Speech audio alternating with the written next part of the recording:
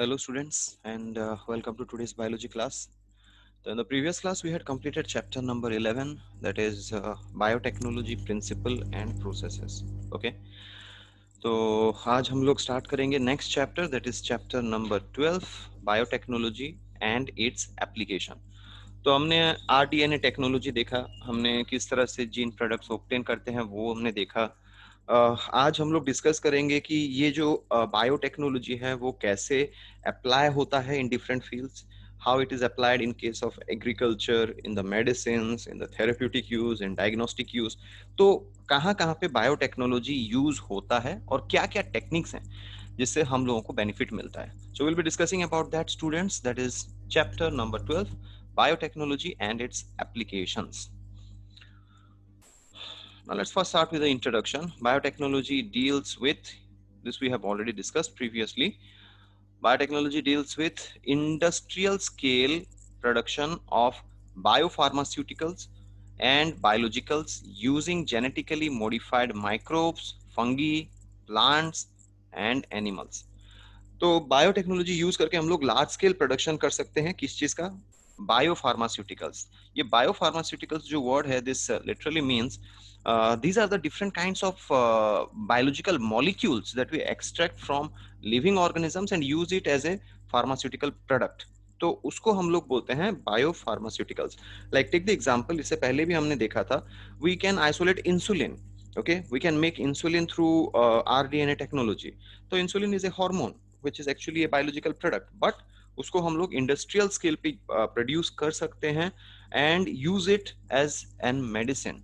वैसे ही आपके ग्रोथ हार्मोन हो गया या फिर अदर हार्मोन्स हो गए, as well as different kind of enzymes, they can also be produce through this. तो कोई भी बायोलॉजिकल प्रोडक्ट जब हम किसी लिविंग ऑर्गेनिज्म का आइसोलेट करते हैं और उसको फार्मास्यूटिकल यूज के लिए यूज किया जाता है, तो उसको हम लोग बोलते हैं biopharmaceuticals. And biologicals are also the products which are you can say obtained from the genetically modified microbes, fungi, plants and even animals. Okay, so this is how it is. So the different capsules, medicines आप लोग बनाते हो वो भी genetic engineering करके बनाया जाता है. So the medicines that you take in daily life, antibiotics and all.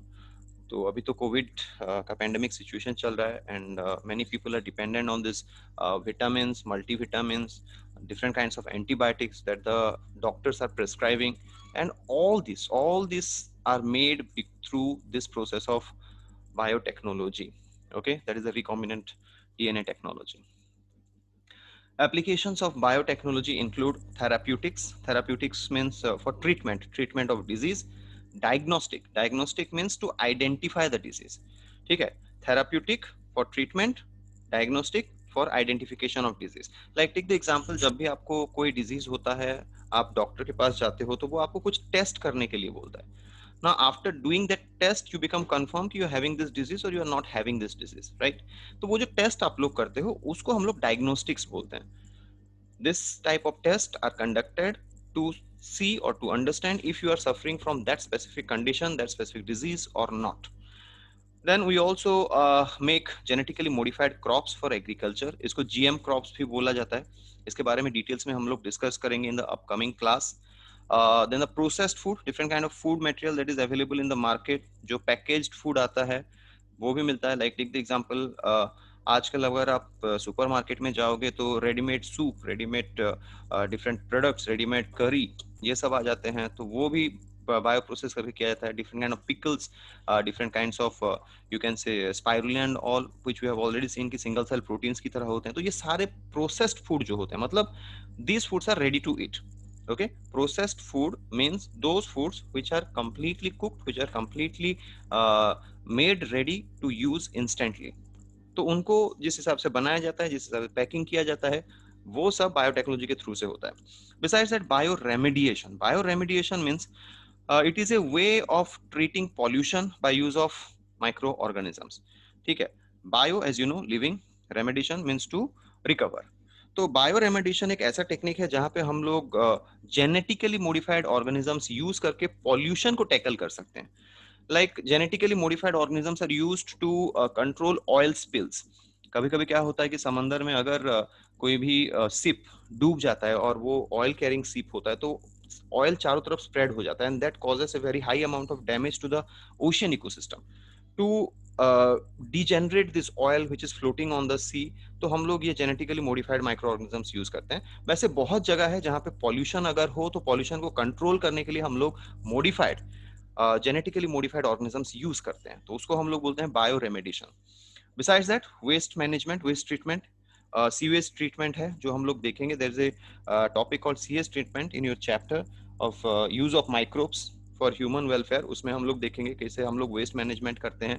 Besides that energy production, biodiesel production हो गया आपका, बायोफ्यूल हो गया, पीट हो गया, so all these things can be produced by the use of biotechnology.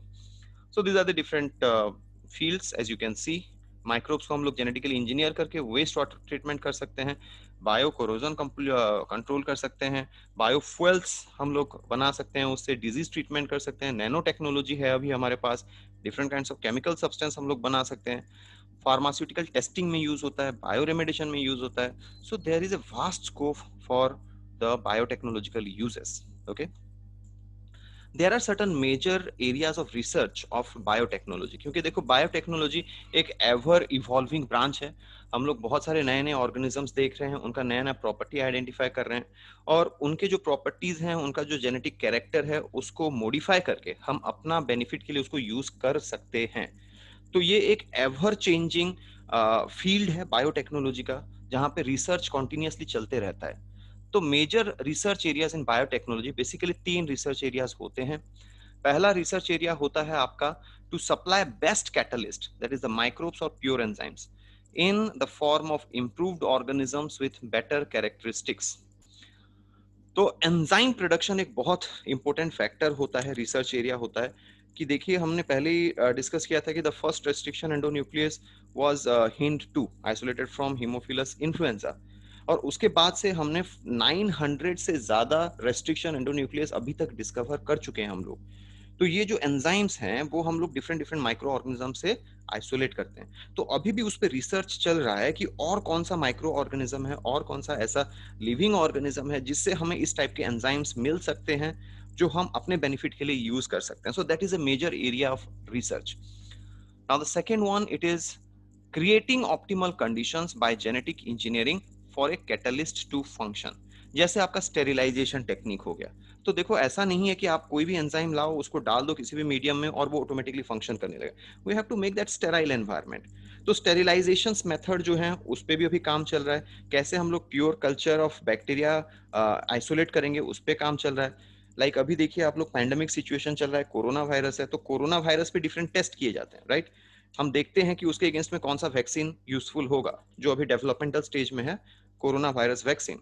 तो corona virus को हमें कल्चर करना पड़ेगा, उसको प्योर कल्चर करना पड़ेगा, फिर उस पर डिफरेंट केमिकल्स डाल के देखना पड़ेगा कि कौन सा केमिकल उस पर एक्ट कर रहा है, कौन सा बायोमोलिक्यूल उसको डिस्ट्रॉय कर सकता है। तो ये सारे चीजें जो होते हैं ऑप्टिमल कंडीशंस जेनेटिक इंजीनियरिंग से हम लोग एस्टेब्लिश कर सकते हैं।